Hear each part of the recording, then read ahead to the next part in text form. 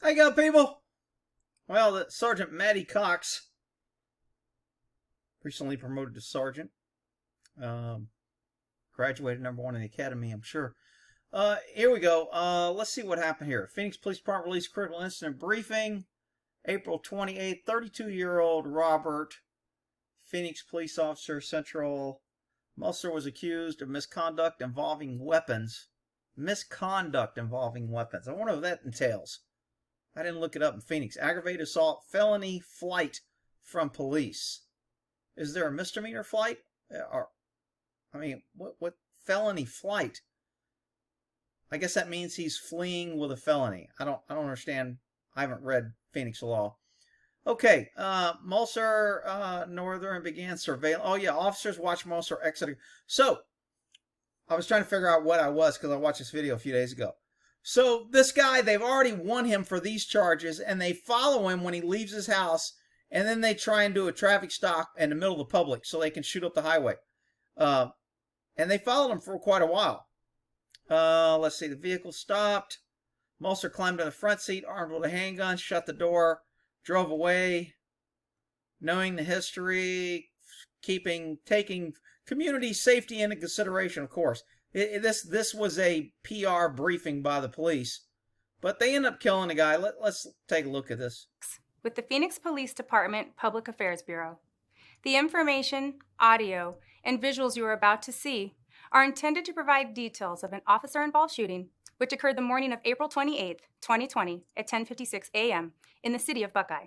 The suspect in this incident has been identified as 32-year-old Robert Musser. This video may contain strong language, as well as graphic video and images, which may be to the neighborhood enforcement team. We're conducting follow-up on multiple felony crimes which had occurred 2 weeks prior. Musser was accused of misconduct involving weapons, aggravated assault, and felony flight from police. At approximately... Okay, so this is 2 weeks ago. They've been doing follow-up investigation for 2 weeks. This guy's had a warrant. Sometimes cops, and I'm not saying these cops did this, sometimes cops won't arrest people they can arrest because they like to follow them and see who they're contacting, identify other criminals, other vehicles, other houses, etc. And then they may identify other criminals or know other associates of this guy, and they may be able to get more arrests. You know, if I got a guy that's wanted for a felony, and I know he's going to hang out with 2 other guys that I want for felonies, I can wait till they're all in the car, if I know they hang out together. Or I can wait till they're in a house so I can enter on a arrest warrant for the felony arrest warrant, and then I get to search the house. So this to me smells a little bit that the cops were playing around. If you know the guy's wanted and you know where he's at and you're following him, why haven't you arrested him? But nobody gets killed, so they paint themselves as being heroes. Again, the outcome of the situation always dictates whether you're an idiot or a hero. 8 in the morning, officers found Musser in the area of 43rd Avenue and Northern and began surveillance.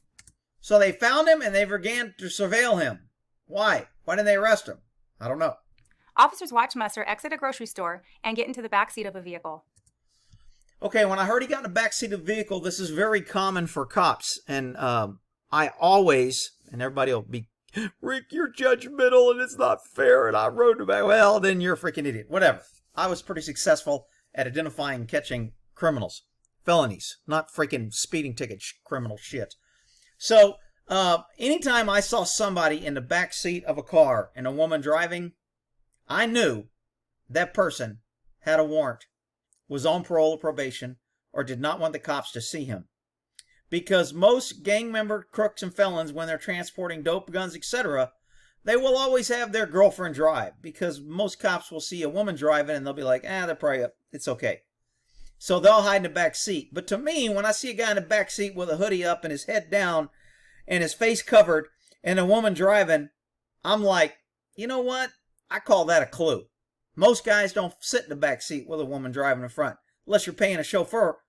So as soon as I heard he was in the back seat, I was thinking, oh, he knew he had a felony warrant. He's got his girlfriend driving around. Well, I was wrong. I forgot that Uber and these drivers are more in play now. So now, when you see somebody in the back seat, it could be an Uber driver or somebody giving a ride. So, but I still would find it, I don't know if any cops out there are still working. If you run an Uber driver's plate, does it identify them as a commercial, like for hire, like when you run a taxi or something. I don't know how that works now and how that's changed over the years. As the vehicle headed south on 43rd Avenue, patrol officers attempted a traffic stop. The vehicle came to a stop at Orangewood, and the driver immediately jumped out. Okay, so they spotted him, they surveilled him, they didn't say it, they didn't explain it. Now that I'm hearing it, it sounds like they saw him, said, hey, this dude's wanted for felony, and we know he's got a gun or he's got a gun. Let's get some more units and let's keep an eye on him. And instead of stopping in a parking lot where there's a lot of people, let's let him drive away and we'll pick him off on an intersection. Now, I'm okay if that was their tactical thinking. And because I'm looking at this now, it looks like they only followed him about 3 or 4 blocks. Let's see here if we Patrol can see the officers blocks. attempted a traffic. Let me put this down to normal here. And so it looks like 1 block, 2 block. Stop. 3, The vehicle came 4. to a stop at Orangewood. Yeah, so they followed him 4 blocks, getting in position, picked this way. I mean, if they were really tactically and they had a lot of units, they could have had units staged here. I need an officer here. I need an officer here. I need an officer here. So whichever way it goes, we can block the road or at least block other traffic so civilians or innocent people don't come out, and that way we can do the stop. But, okay, they say stop here. And the driver immediately jumped out onto the ground, yelling, he has a gun. Musser climbed to the front. Okay, so she said I was talking. I don't know if you heard that. The driver immediately jumped out and said he's got a gun. Call that a clue. People be like, why is that a clue, Rick? Maybe he's just mad at him and he's trying to set him up. Well, maybe if and buts and coconuts, I don't care. If somebody yells he's got a gun, I'm going to believe him until I prove different. Front seat, armed with a handgun, shut the door and drove away. The victim told police he was a rideshare operator and the suspect had stolen his car armed with a gun. Okay, so a rideshare operator. Is that the same as an Uber driver? Somebody help me out in the comments who uses these little felon traffic transporters. Because as a felon, it's great now. I don't need to have a car. I don't need to register a car. I don't care if my license is suspended. And I get to have somebody else drive me around and they don't search me so I can carry a gun and I can carry dope and I don't have to worry about losing my car, get my car stolen. So is a rideshare the same as Uber? And is a Uber the same as a taxi? And is a taxi the same as a chauffeur for hire? Like a limousine, you have to have a different license because you're driving for hire. And you also don't have to apply with certain rules. Like limousines can have their windows tinted even when you pesky citizens can't. So, and government can have their windows tinted even if you pesky citizens can't. Now, I know there's a few states like Oklahoma, they don't care about tinting. But most other states, commie states, don't want anybody to have tinting, and they use it as an officer safety issue. So the officer can see inside the car. Well, what do we do at light? Why don't we make cars drive around with big bright lights on so cops can see inside the car at night? Well, Rick, no, it's just the tinting window thing, so we can have people sweat and have heat in their car and come up with all these other crazy reasons to penalize the entire public just so cops can feel safe. Because, Rick, they're heroes, and we have to protect them, and they're there to protect and serve, and their government, and whatever. Here's body-worn camera video from the initial traffic stop. Okay, so when I see this guy get out of the car, I notice that it looks like he's driving an undercover car. But there is a marked unit there. So this happens a lot when a task force, the guys that were following this guy probably was a task force, maybe a gang unit, a crime suppression unit, something like that. So they'll drive around unmarked cars in plain clothes. So if we're going to rip somebody off and we know that we're following him and it could go bad, a lot of times we'll get a marked unit to come in so the suspect can't say, I didn't know they weren't cops. I didn't know I ran because I thought it wasn't a cop. So we get a marked unit and a full uniform officer to come out there. It looks like that's what they probably did. Here's the red lights. That gave me a clue that this is a marked unit. This car doesn't have red lights. You'll see later.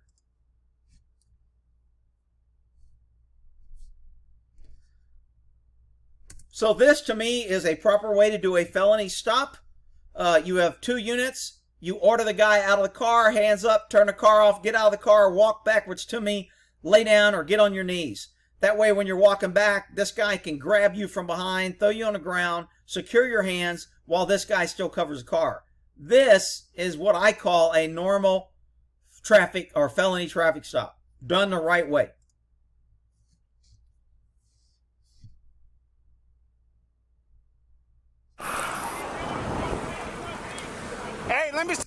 Okay, so this guy is in a really difficult position. He's got a guy in a car with a gun telling him to do one thing, and he's got cops outside telling him to do the other. Now, I'm serious.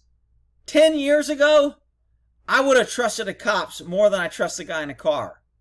Today, if I got a guy in a car with a gun, I really think my chances are better at not getting shot by cooperating with the guy in the car than getting out with cops with guns pointed at me.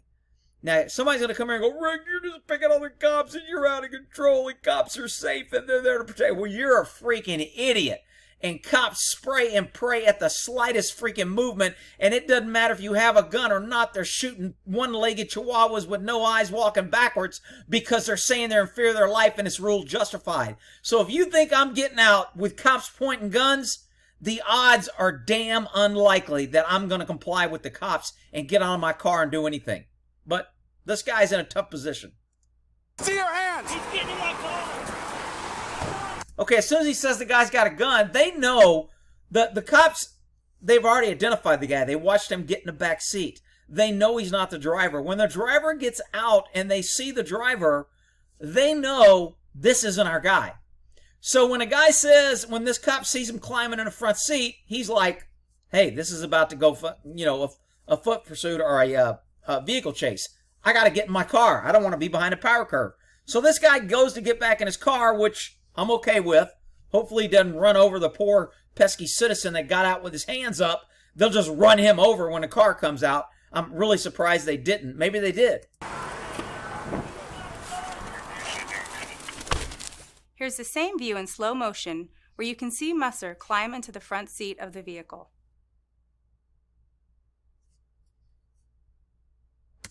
I'm okay with this guy right now if he shits his pants, because he's got good reason to be fearful right now. This dude's still in his freaking car and got a gun and can shoot him, and he's got two crazy-ass cops with guns pointed at him, yelling at him, and he can't follow their instructions, and he's trying to follow this guy's instructions, and he don't want to get shot by this guy, and he don't want to get shot by the cops. So I'm perfectly okay. This is a shit-your-pants situation that I'm okay with. This guy's okay even if he shits his pants. Knowing the suspect's history of violence and running from officers, and taking community safety into consideration, officers opted against pursuing Musser. Wow. Is that a political correct statement or what? Our officers are so perfect and highly trained, and we think on our feet, and we are so good. We stopped the guy and let him steal a car with a gun, and we did not pursue him, and we used a helicopter. Well, that's great if you got a helicopter, and it's good that they did that. I'm not saying it's wrong. I'm just saying, man, they're going to milk that for 1,000 years. I just did another Phoenix PD where they screwed the pooch and they were horrible. And they let a woman freaking have a gun for 20 minutes while they searched them. And it was Phoenix PD again. So, but they won't be saying nothing about that one on how great their officers are, I guarantee you. Instead, allowing the police helicopter to chart his location. Okay, they follow this dude for a long time in a helicopter. I mean, this looks like he got on the highway, he got off the highway, went through several blocks, several different jurisdictions. At the same time, the Special Assignments Unit, or SAU, was called in. Anytime you get three-letter units in a PD, that's normally some special task force, SAU, special teams unit, whatever. So basically, these are your meat eaters with the guns that go after the bad guys, maybe do entries, maybe it's their chase team, maybe it's their standby SWAT team, whatever. That's what she's talking about. These guys got called and they went in to kill this guy. To take the guy into custody. They began trailing Musser in the far West Valley, and shortly thereafter, Musser exited I-10 at Watson and headed south into the city of Buckeye. Okay, so they followed him for a really long time. They don't say whether the suspect knew they were following him or didn't know. The way this guy's driving, I'm guessing he did know. SAU officers attempted to contain Musser's vehicle in an open field using a vehicle interdiction maneuver. Okay, it looks like he got into a rural area. He's about to enter some housing areas here with all these roads. But out here, we got a lot of farmland and stuff. This is a great area to run him off the road, flip him into a ditch, do a pit, do something to stop him before he gets to another populated area. Remember, they're chasing a fleeing felon, a armed fleeing felon, a armed, dangerous, violent fleeing felon that just used a gun to carjack a car. So deadly force is authorized the second that guy drove away. So there's no reason to wait other than to pick a position that is tactically sound for you and better to protect people. A vehicle interdiction is a tactic used to stop a violent suspect's vehicle from moving. Only trained officers can use this maneuver. Yeah, okay, it's called ramming him, whatever. As SAU officers pushed Musser's vehicle off the roadway, Musser shot at 2 SAU officers in their vehicle. The SAU officers returned fire. As the vehicle came to a stop, less lethal gas and baton rounds were deployed into the vehicle in an effort to safely approach the vehicle. So, what she didn't say, I stopped the video and I thought I stopped this recording, but anyway, what she didn't say is how many rounds did the officers fire? And is it reasonable to think that the guy was dead when they deployed all this gas? But we'll see. Here's the available body-worn camera video of the incident.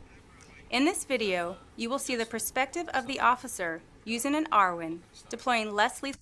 Okay, when I was watching this, I was watching this gun over here in this guy's hand. And you'll see him when he clicks his gun off safe to fire. If you watch this thumb area right here. Lethal rounds into Musser's vehicle and continue to use less lethal rounds in order to make the vehicle safe to approach. In the beginning of the video, you will only hear the shooting.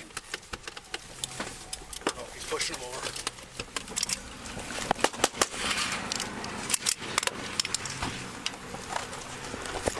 Everybody remember the poor guy that was just trying to make a living and took his car and picked up a fare and got carjacked? His car, never going to be the same. His insurance rates are going to be through the freaking roof now. He won't be able to make a living now. But don't worry. Government's here to protect you. They were Johnny on the spot, and they caught the guy. Shots fired, shots fired.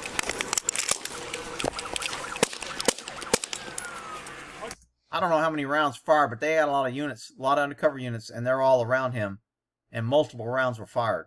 So, and I don't think I heard her say, I don't think it said it in here either, how many rounds were fired, did it? Stop. Vehicle fired. Fire department personnel transported him. He was pronounced dead. The officer. Yeah, see, they give the officer's name like their history. 48 years old, 25-year veteran, 53-year-old, 28 veteran. These guys got a lot of years, a lot of training. They're old. They got training. They're on it. The shooting was justified. How many rounds did they fire and how many rounds did they hit him? Why is it that government always withholds that little minor fact that they don't want the pesky citizens to know? Watch yourself. Can we take that window out some more? Can we take that window out some more? So the video was cut. How much time passed between this? Why is there a crossfire here? Why is there a cop here and a cop here? You saw a cop earlier running. Where was it? About right here. Did you see a cop running like, holy shit, let me get the hell out of here? So, Yeah, go for it. I'll be right back.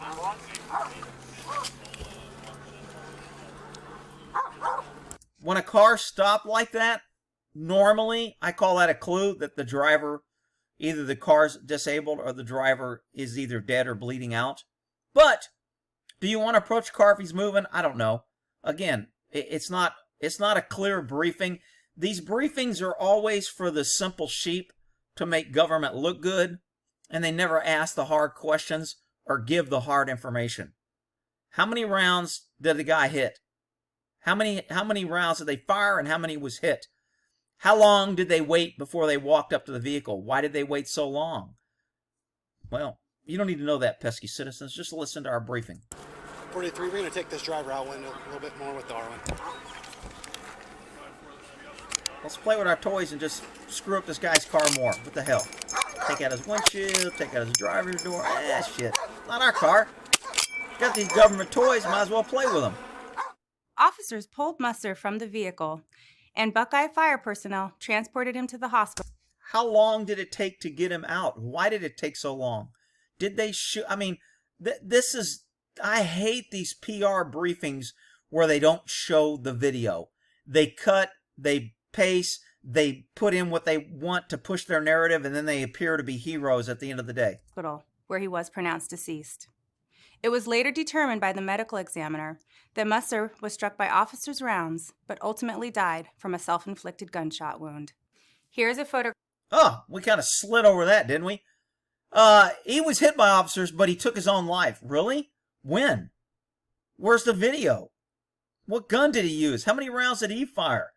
If he shot at the cops, what kind of gun? How many rounds did he have in a gun? It shows the gun, but he killed himself. Oh, that's convenient. No. The Phoenix police did such a great job. They followed him. They stopped him. They didn't chase him to protect public.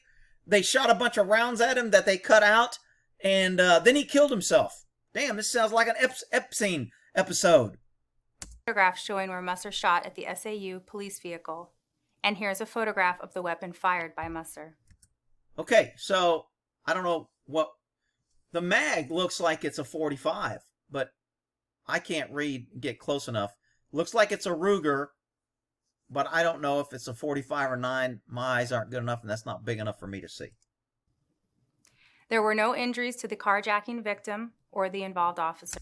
Not to the victim. His car got shot to hell. His car looks like Swiss cheese. His insurance rates are going up, and we're not going to pay anything because you have insurance. They might pay his deductible. If he's got a $500 deductible, they give him the city will give him $500 for his deductible. Say, claim it on your insurance. Anyway, did they do okay? They did all right. I mean, look, the guy's shooting at him. They could have shot him earlier. They killed him. I just don't like the narrative and the cutting and the lies and the treating people like they're stupid, because most people are, because people don't want to ask questions anymore. They just want to trust government because we have a diverse government that would never lie to us. I mean, look, they're hiring females, they're hiring minorities, they're hiring everybody to show that we can be trustworthy and you can trust us and we're government and we're here to help. Yeah, okay. All right, we'll end that there.